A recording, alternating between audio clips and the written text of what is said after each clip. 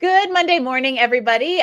This is Angie Callen, and welcome back to No More Mondays, the podcast where we believe you can have a thriving career, business, and life on your terms. And I am here to prove it. This episode is brought to you by The Modern Coach, my place where I am making sure that humans still matter. If you are ready to build that business, career, or life around your values, head on over to themoderncoach.co/core values so you can lean into what matters most to you.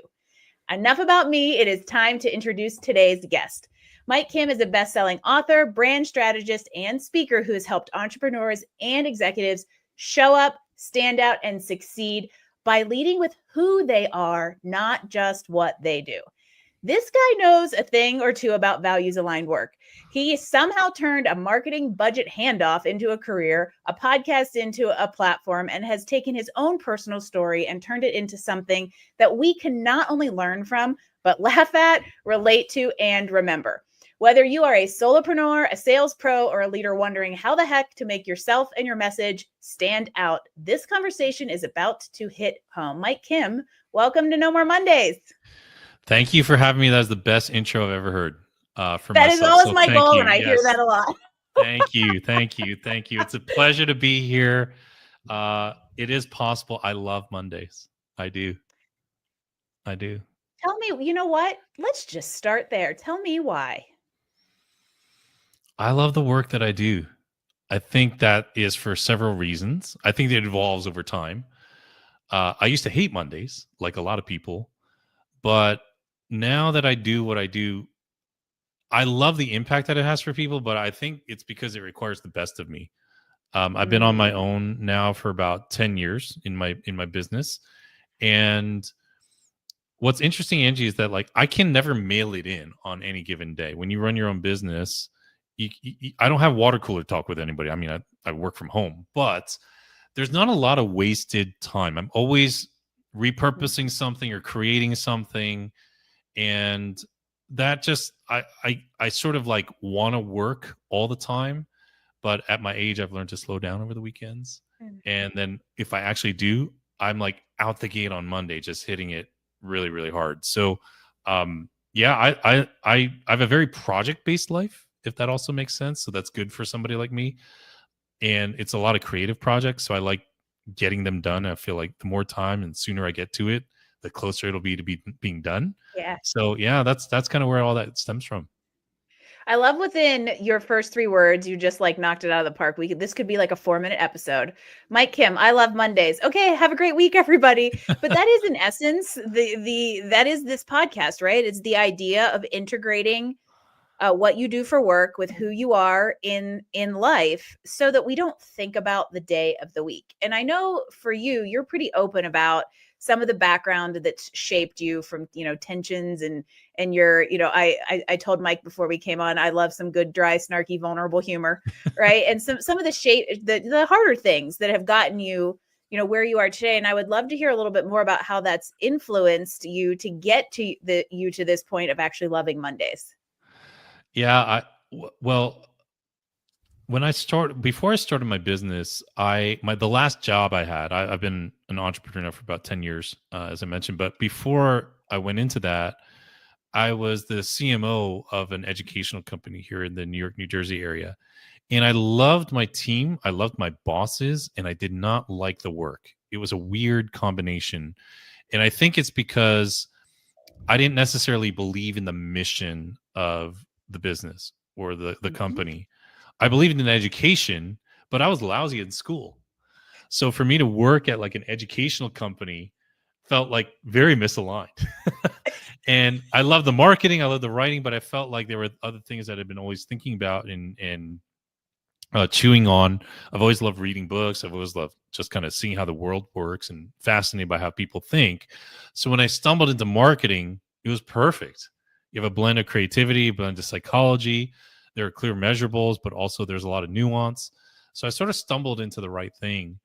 And yet at that time, I was when I started my business, I was married. We had no idea what we were doing with our lives. Like my ex-wife, we've been apart now for a while, but she was in school, studying for med school, and I just felt like I had to hold down the fort. And I was like, okay, I'm in my 30s. I guess this is the right thing to do, but God forbid I just live the rest of my life this way.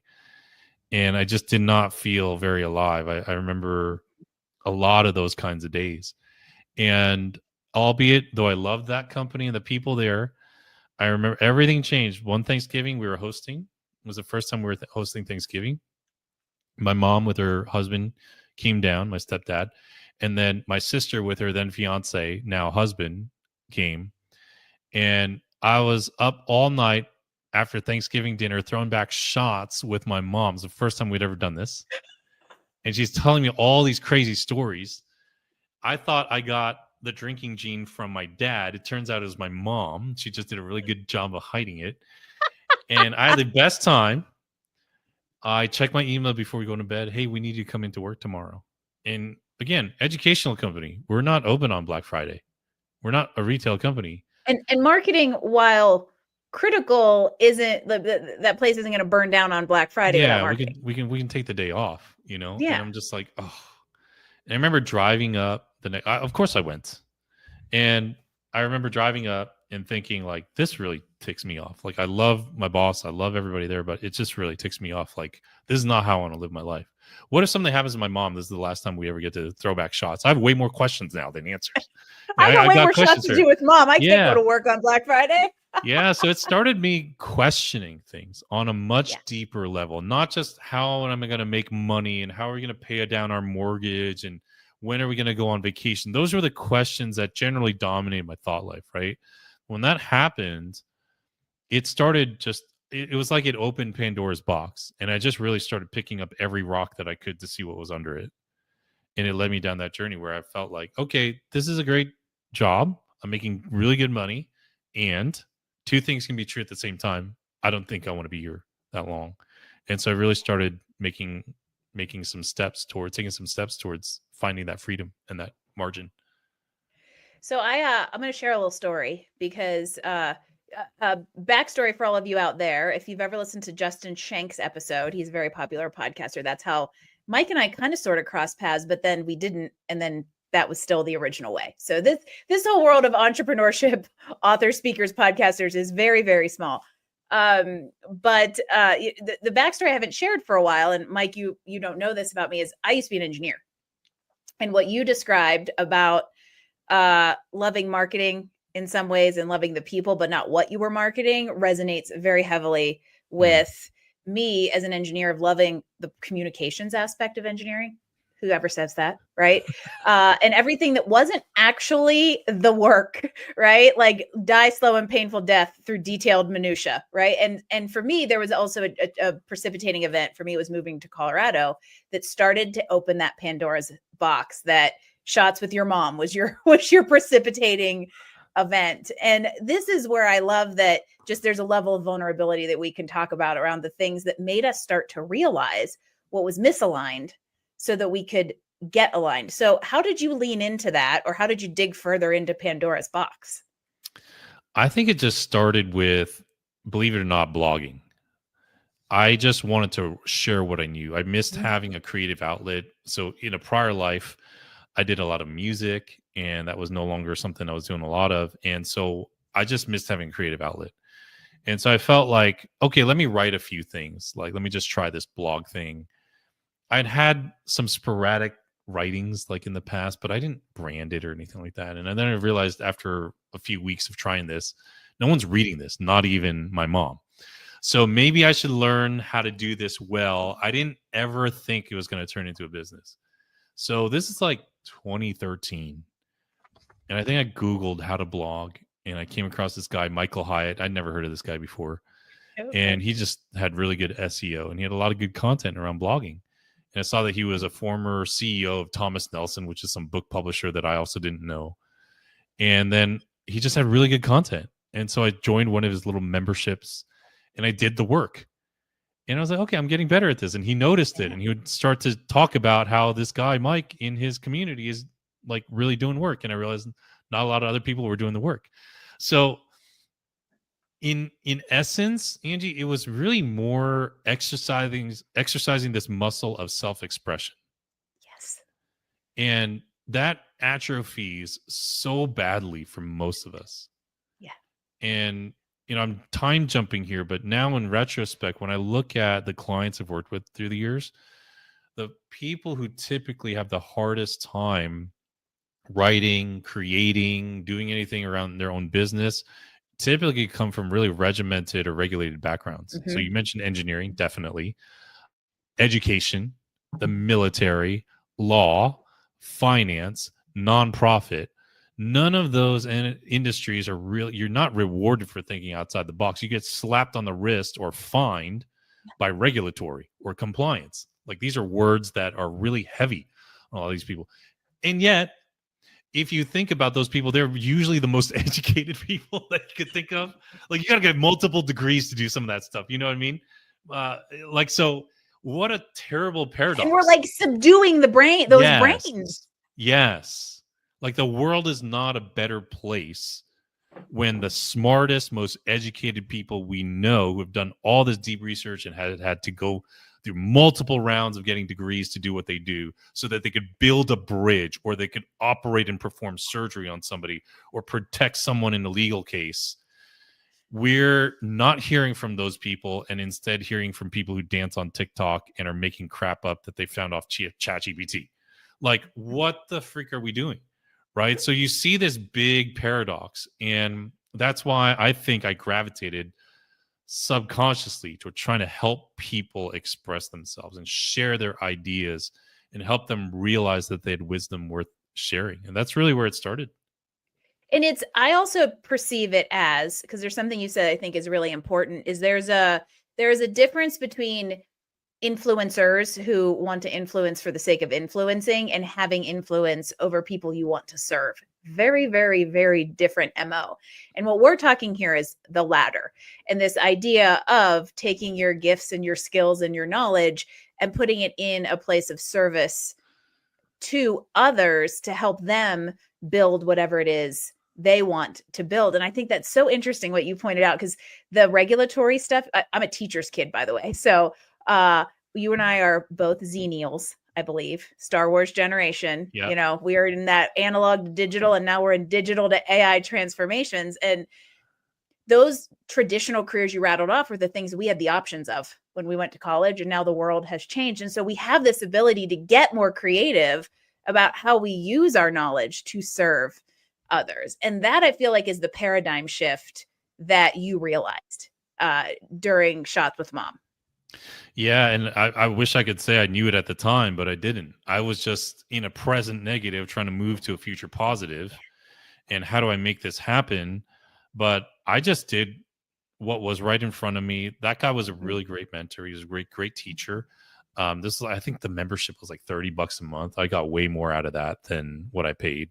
And I just did the work and I started to realize, oh, what's different is I'm taking action and I'm Yes. putting my stuff out there. And it's lot even of not people even like this resist. grandiose action. No. Fairly small, but you began working a muscle. You at least went to the gym. Yeah. And when you take the time to curate like what you're thinking about and do the best of your ability. I read those blog posts from 2013. I'm like, oh, this is terrible. Or I'm like, oh, I'd write this very differently now. But one of the things I always say, like these days, I'm helping a lot of people write their books and ideate their books. I always tell people you cannot unbecome the person who writes your book. You cannot unbecome the person who writes that speech or that lecture or writes that post or shares that personal story. That clarity, it stays with you. Yes. Because you worked for it. So that I view it less than an output, but more like a transformative process. I completely agree with the transformation, because you know too much to ever be the person you were before whatever the it is or was. And I think this is the perfect opportunity to talk about the economy of meaning. And this is something that you talk about in the book. I absolutely love this phrase. And you talk about how it kind of feels like it's maybe our new currency. And instead of these titles, being what we always looked at before in the career specificity, now we're thinking about trust, connection, and the economy of meaning that can only come from this kind of transformation. Tell me more about that. Yeah. So I've spent the last 10 years essentially coaching and guiding and advising people in this muscle of growing this muscle of self-expression. And when I think about what I'm really hearing from people, why they really want to do this, what they're saying behind, I want to be on stages and I want to speak or I want to write a book, what they're really looking for is meaning. They want to know that what they're doing matters, right? And I started to think about this a little bit in terms of economies because a lot of my industry is framed through the lens of making money. Yeah, ROI. Yeah, ROI, 6 figures, 7 Yeah. figures launch, blah blah blah blah blah. Like, oh, I've always been tired of that. But if you think about the economies, like these are very broad brush strokes, but you have the industrial economy. And this is when human beings would just make physical things, refrigerators, cars, like we're good. All right, Mhm. we need that. Company does that. We're like, great. We don't have to let our food spoil. This is awesome. I'm signing up for that fridge. Then it transitioned into the knowledge economy, which you just mentioned for Zennials, right? Education is the path. Yep. Me being Asian, oh my gosh, that's what I grew up with. You had an extra. You will be a lawyer or doctor, go to a good school, make money, and then die. And make sure you do not shame the family name. Like that was my whole generation. That was peak expression because my parents grew up in the aftermath of war. So for them, this is a quantum leap ahead, right? And the Everything. word entrepreneur is like not in Oh, the awful, dictionary. awful. And if it Yeah. is, it's in the dictionary that no one's allowed to go to in the depths of the library that's locked off, gated, and protected with a monster. Yeah, anything with business, go work for a company. Yes. Go for the stability. Well, then the digital economy comes along because of the internet, and people start sharing their knowledge in a new way. There's no gate. People are blogging, they're podcasting, they're doing all these sort of things, and that's right around when I started my business like 10 years ago. So I hit the stride like right there, right? Yep. I'd get a lot of traction just sharing a piece of knowledge on Facebook. I was like, wow, this is pretty cool. That's not the case anymore because then we went into the creator economy and freaking Instagram came along and now I had to take pictures and edit videos. I still want to share the same knowledge, right? I'm still sharing knowledge, but Just now how I you got to do it share in a it creative way. has become more visual, Mike. It's more visual, auditory, like, oh gosh, like all this other stuff. There's an element of entertainment in it.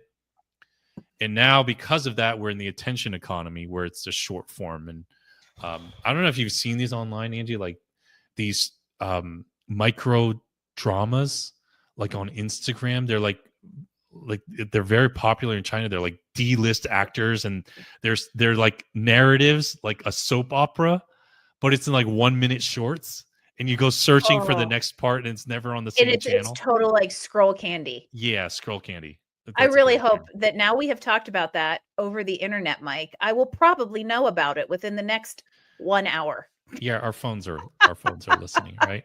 So I've been thinking about like where's it go from here? Like even like the NBA. I wrote about this like not too long ago. I was like, even the NBA, the commissioner goes, well, the NBA is a highlight league. You can watch the dunks and the alley oops and the 3-pointers on Instagram because fans were complaining.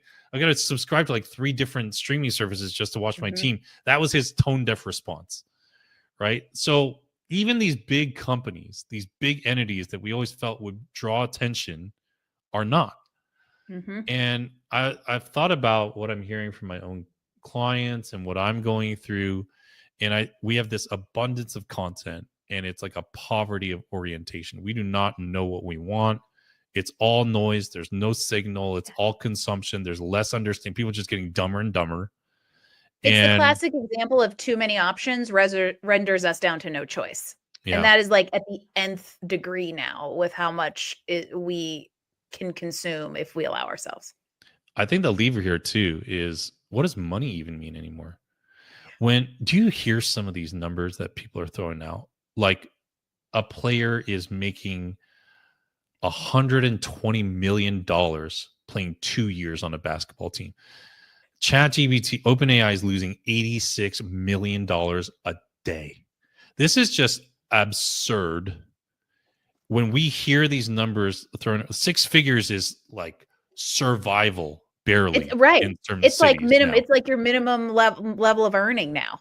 It's crazy. So it's like what and with some of these younger people making gobs of money, AI.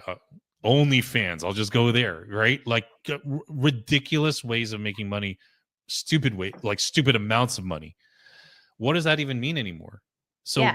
when that metric no longer matters, which I think we're getting to see, we're going to get there at some point. Mhm.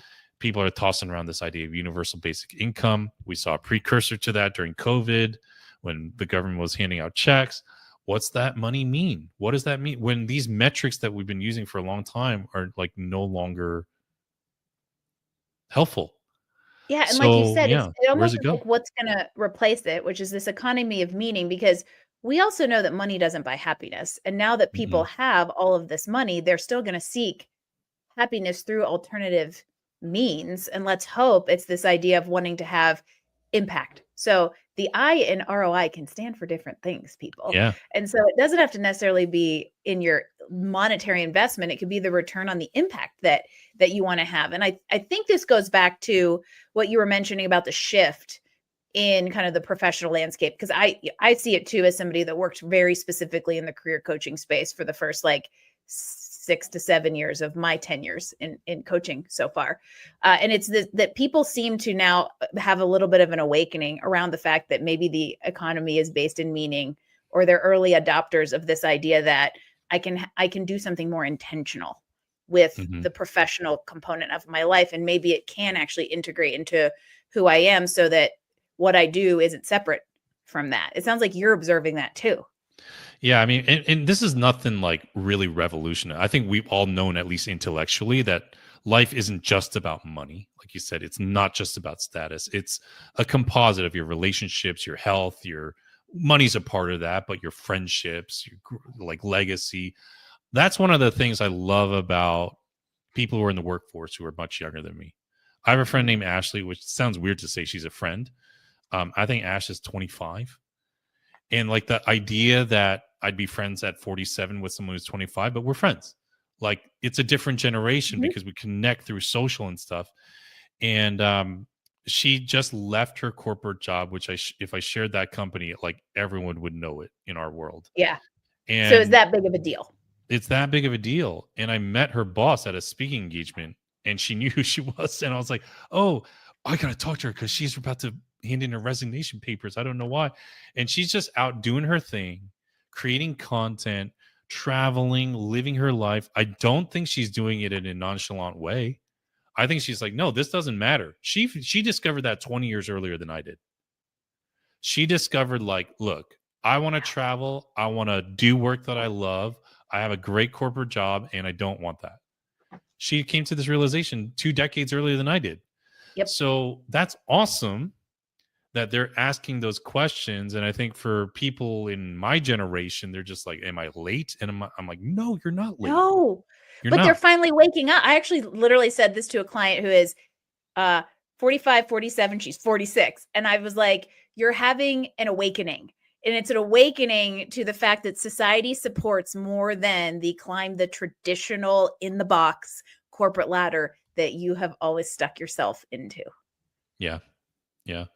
And for people in my industry, like I challenge them. I try to challenge them a lot because up till this point, we've been able to get away with, hey, I'm going to help you grow your business through an email marketing funnel, or I'm going to help you make X amount of money as a speaker. But they never teach them what speaking or making that amount of money is going to fit into the rest of their life. And I think those days are numbered. You have people are going to want someone who's more holistically grounded, who can Mhm. tell you, okay, I hit this accomplishment, that accomplishment, and it's not as big a deal as you think. It's important, but it's not as big a deal as you think. And this is where it fits in the overall economy of my life, like an ecosystem of my life. They all fit together. So I'm still stumbling through trying to define it, but that's what I feel pulled to, if that makes sense. I like it. So something you mentioned made me think about the no offense, because I know multiple books of yours have this word in it, but I think you will appreciate the personal brand Mhm. trend that we have around now. And I even say this too in the career space, like resumes are not going to totally die, but it's essentially being replaced or evolving into the need for a personal brand. But I'm curious from your perspective, how do we build a personal brand that feels authentic and not just buzzy in the sea of buzzy personal brands? Yeah. I think it's best illustrated probably by just this illustration I've used over the years. Like when I hear people talk about personal brand, they do it one of two ways, and neither are really good. Okay, so these are two extremes. On one hand, you have people who literally will rent out a mansion on Airbnb and a bunch of supercars and will shoot videos and will imply that it's their house. Okay, they Not do this. authentic people, not No. authentic. And they think they are owed attention. And this is all it takes. Okay.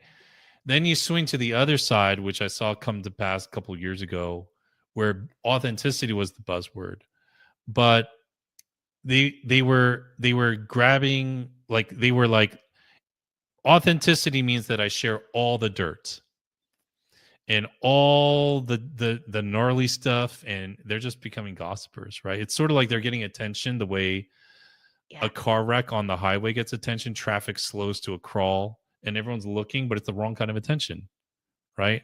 And instead of selling a solution, they're selling struggles. Yeah. That's how they're getting attention. I It's think vulnerability turns into overshare in that situation. Yeah. And I think there's a line between being authentic and being transparent. Transparent is reserved for a few people in your life. Yeah. You can still say, I mean, I did this when I went my audience knew 10 years ago that I was going through a divorce. Like they could tell. Like they're not stupid. They're like, huh, I'm seeing like his wife's not in his pictures. Right. I'm seeing that she literally changed her status on Facebook. Like that's interesting. And I was authentic about it. Hey, I'm going through a lot of stuff right now, but I'm going to keep showing up here and I'm going to add value business wise, but I'm going through a lot of personal things. So I might slow down. Transparent is like, this is what happened, XYZ, ABC, 1, 2, 3. No one needs to hear that. Right. And so I think there's a fine line. And so where I sit is really just ask yourself, when you're showing up online, can you build a campfire around what you're sharing? And by that, I mean, is it a light in a dark place? Is it a place where it's inclusive and welcoming and warm? Can other people have a voice too, not just yourself? I mean, you sit around a campfire, it's not just a monologue or a speech. You know, people talk.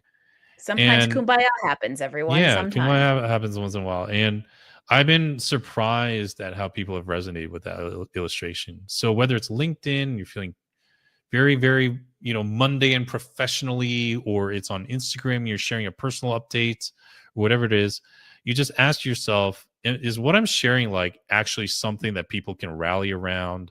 Or am I just talking at people? Am I marketing myself at people?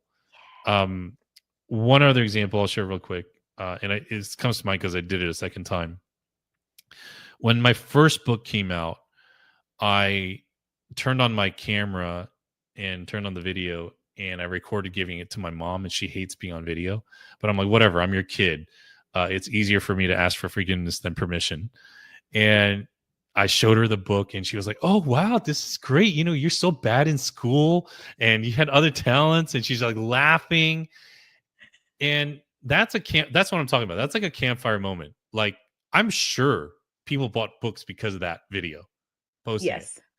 But it wasn't blatant. It was just like, hey, who can't identify with a parent being proud of their child, especially if the parent was worried their child wouldn't go anywhere, right?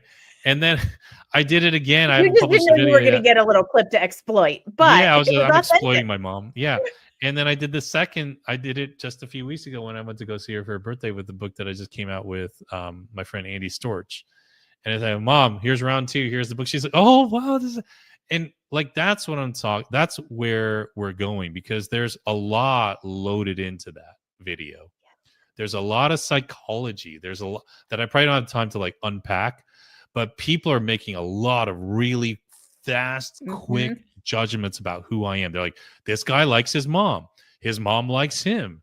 That may say something about his character. She's very humorous. That says probably something about him. He's self-deprecating. He's willing to post this. Like, he's like, there's meaning a lot of judgments in that 30-second video, right? And they're like, oh, psychology is amazing. He didn't do well in college. There might be hope for me. Yeah. So all of these things outside of, oh, here's a book to grow your business, right? There's a lot of humanity in there, and there's meaning there. That was a meaningful moment for her and for me, and in turn for the audience. And that's sort of where I'm heading with all that.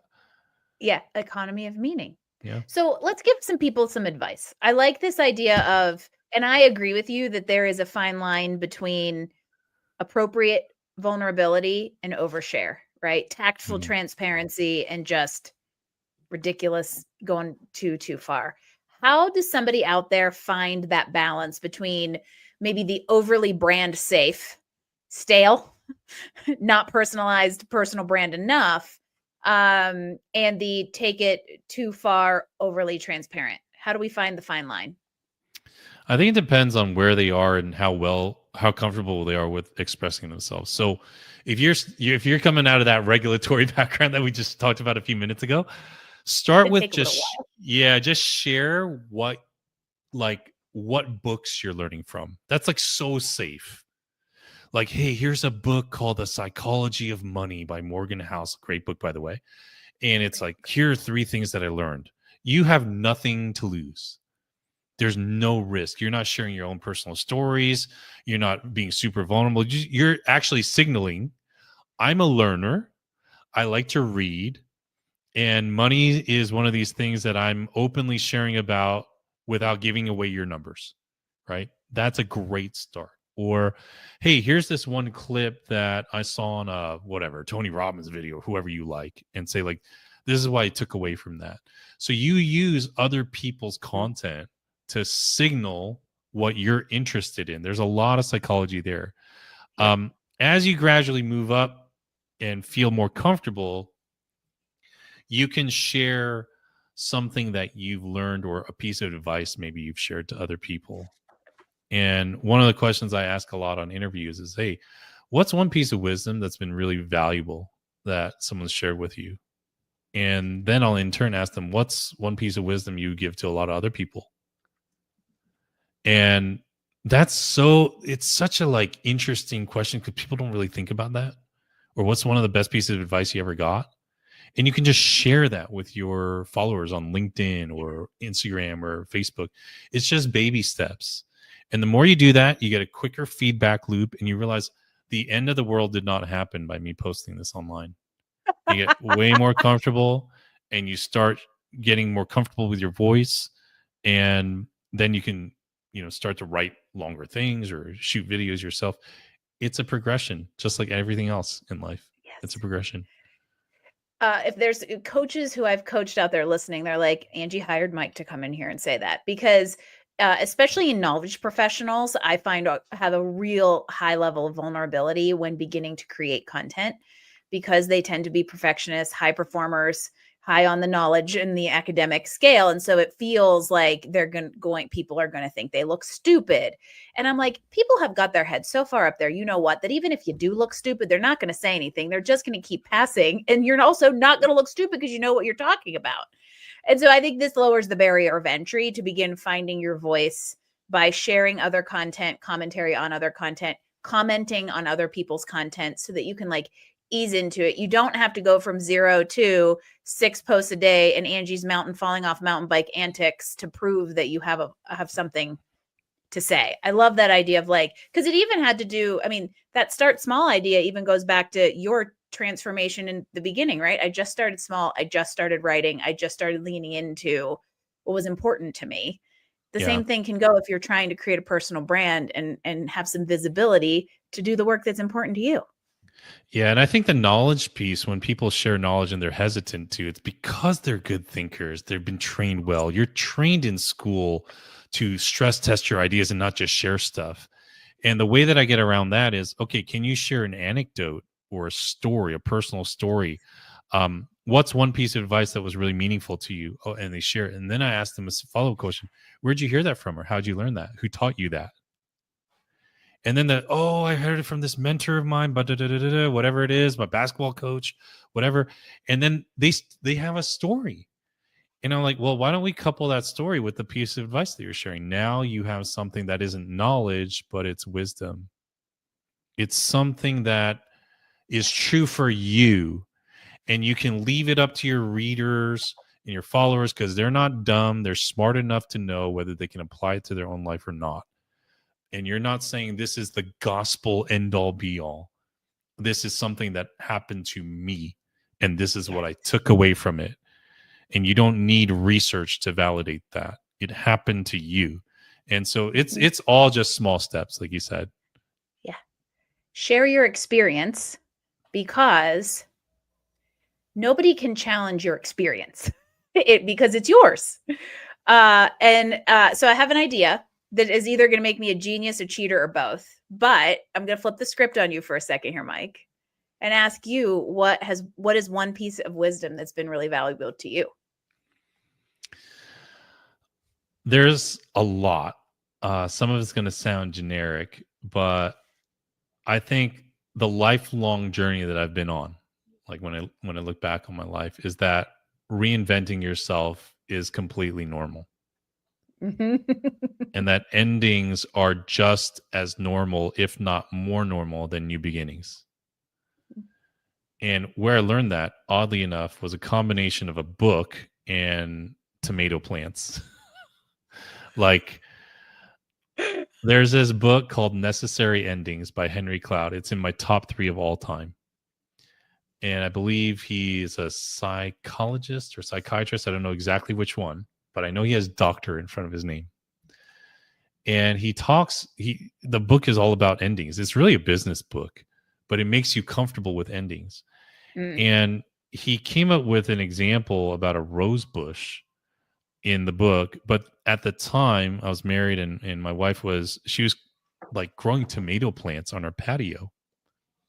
And I looked at that tomato plant. I was like, why are you spending so much time on like with this tomato plant, like tying it around? And I realized this stupid thing, not stupid, but this plant can't even carry its own fruit. It's not, you have to wrap the vine around things. It needs external help. And one of the things in his book, one of the tenets in his book was like, we all create and bear so much fruit that we can't even sustain and carry it. Yeah. That's why you need to end things. So the rose bush example that he used was a gardener will cut the bad buds and the good buds so that the greatest ones can grow and flourish. And that, to me, I grew up going to church, hearing Bible stories about, you prune the tree. I'm not a farmer. I grew up in New Jersey. Like, the only farm I knew was like whatever farm was printed on the tomatoes I bought at the supermarket.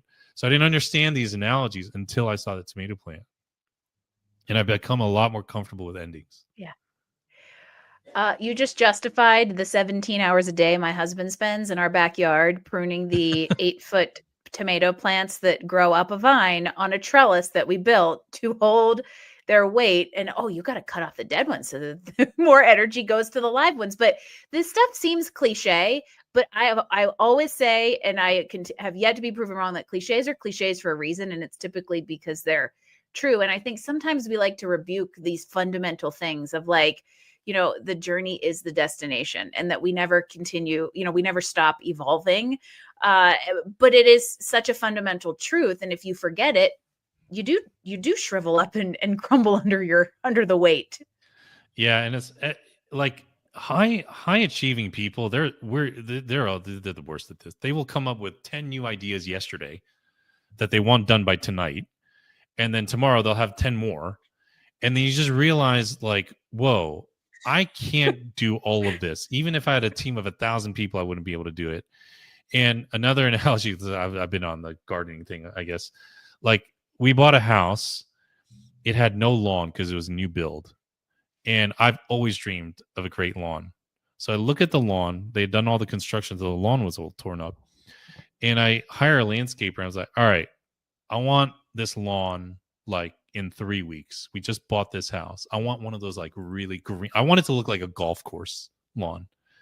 And he goes to me, we can't do that. I'm like, why not? Like, we just need to water it, right? He's like, you can't water this grass that's non-existent and expect it to grow in 3 weeks. I wanted the golf course. He's like, we can roll in lawn. I was saying you could roll in several $1,000s of sod if you really want the golf course. Roll that in. I'm like, no, I don't want to do that. I want to earn it. He's like, you're gonna have to wait till next season. And I think that's what we do. We water things assuming that it'll just make the grass grow faster. Yeah. And it doesn't work that way. You that's just nature, man. That's like just Yeah. nature. Yeah. So It's kind of like, well, I kill green things, which is why I'm not allowed in the garden. But it's like it's kind of similar to like if you water a cactus too much, you're gonna kill it, right? So the answer isn't always more.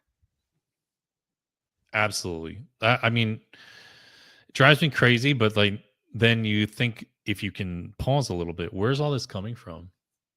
Why am I in this like rush to create so many things and do so? Like, is there some sort of fear underlying this? Is there some sort of scarcity mindset? What has programmed me to be this way? Why do I always need to be doing something, putting something out there? Or if you're in business for yourself, monetizing every single thing that you do? What is going, how much is enough? You know, Yeah. and you really learn to slow down and really learn to sit with yourself. And I think, you know, one of the best pieces of advice I ever heard, I don't know like if this is real or not, but there's like this whole like rules of being human from like some, I don't know, some like culture out in Persia or something like that, right? It was something like life will teach you lessons and then lessons will be repeated until they're learned. I'm like, dang it. Dang it. And you just keep going around and round and round. And you're just like, what am I supposed to learn right now? Yeah. Like this is now the 9th time I have cut down everything on my schedule and created some margin. And then 2 weeks later, it's all full again. What is happening? And you just realize you're running from yourself. You got to slow down sometimes. So I know that sounds weird to say on a Monday morning podcast, but what I'm advocating for is that we really understand what's going on in us. And I think that's what brings our life a sense of meaning and understanding and able to navigate through it better. We want alignment more than just status and money. And I know that sounds like easy for people who are well off to say, I'm not. I don't own a yacht. These are conscious decisions that we can make at any time, right? Yeah. To follow what Yeah. our values are. So yeah, that's just. And at some point in time, we both know there was some ugly rock bottom in there. I mean, there's yeah, a whole potatoes in the bucket manager special beef chapter in the book that is coming out later this year. People, like it isn't all, to use the roses analogy, right? This isn't an easy path to take. However, it will bring more meaning in the end. I'm a big believer in what you're doing because if you really think about how much time work takes up in our lives, I mean, We do it more than anything else, including sleep. anything else, at least a third, if not, if you count your commute, I mean, this is most of your life. Yeah. And you don't have any leisure time. Like your leisure time is spent going to the doctor's office and the dentist's office and running errands. Like you're not chilling out watching Netflix for 8 hours a day, right? Or if you are, you're stealing your sleep. And so it's hard to meet.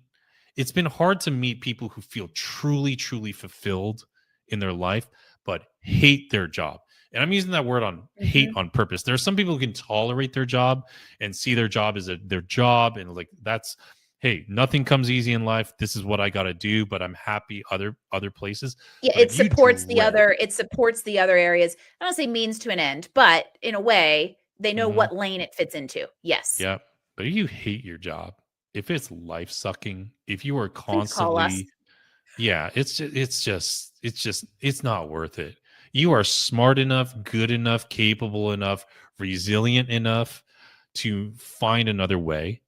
Yes. And I believe when you step out, it's sort of the path reveals itself. I'm not being too super like woo woo here, but another great piece of advice somebody gave me, I don't know where I heard it. It's hard to steer a parked car. You got to be moving somewhat so that the car can change directions, even if it's one social media update at a time, one LinkedIn post at a time. It seems like nothing, but those things compound over time. It's those little things. And, you know, my big doors swing on very, very small hinges. And that's what I look for now. A body in motion stays in motion. Yeah, that's what I look for consistently in my life. You know, those, love what it. are those little things I can do that seem to have exponentially big returns? Mike Kim, I could stand here for an hour and well, let's just have a show that is 1 hour of wisdom with Mike Kim. How about it? But until we do that show, how do people find you, find the books? By the way, Andy Storch is going to be on the show in a few weeks, everybody. So we're just doubling down all over this thing. He's great. But how do people track what you're up to and learn from you, continue to get your wisdom and all the things? How do we find you? Well, my website's the best place, mikekim.com/newsletter. So I write every Tuesday. I send out one of these posts, and it's really the best work that I'm doing right now. I'm really focused on that. Angie, I don't know if you know this, but I'm syndicating that on my podcast and my YouTube channel. So I'm just sitting there reading the article. I don't even create podcast content exclusive to the channel. I've been doing this for a little while now. No one's complained. They actually thank me for it. Like, okay, I can read this. You're cutting down the noise. I can read your post.